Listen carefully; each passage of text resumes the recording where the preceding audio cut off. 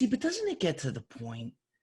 Like, doesn't it get to the point where if you're too good or if you have too low of a handicap where it's not as fun? Because then you expect to be so locked in every time.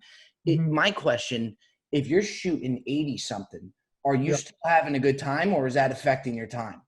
No, it's a great time. I don't care Good for about you. Good for that. you. And that's why we would play together. Yes. And so actually one guy gave me the biggest compliment I ever got the other day, like about that same vein. He was like, so I was playing with Captain Cons, who's another Barstool guy, and Yep. then one of his buddies. And Cons was telling his buddy that I was like pretty good or whatever.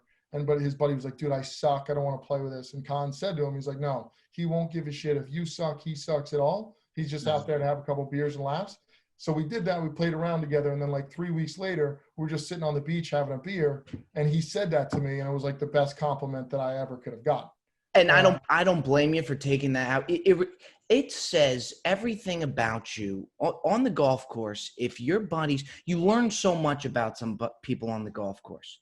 you As far do. as you're going to see, I like a guy with me that's going to cheer me on. If I hit a good shot, I want you to tell me that I hit a good shot. You know what I Mhm. mean? That's the banter that I Totally, get with you guys, and because it keeps you going. totally. I totally agree with that. And you need that. Even in a Mm-hmm. match, like I won't be technically rooting for you pre-shot, but if you hit a good one, I'll let you know that it was like that's a great shot. Whatever you For did right sure. there with the golf ball and club, like congrats to you. That's fantastic.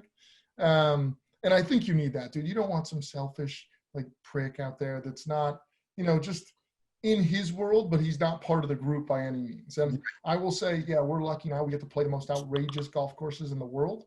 It's like spoilage to a max, but it's all about the people. It's all about the walk. It's all about kind of just enjoying the day. You can play some podunk course with a bunch of just hooligans and great guys, and you're going to have a much better time than if you play, Oakmont or something like that, and you just play with some a-holes. And not to throw Oakmont under the bus, because I actually played there, played with some great dudes,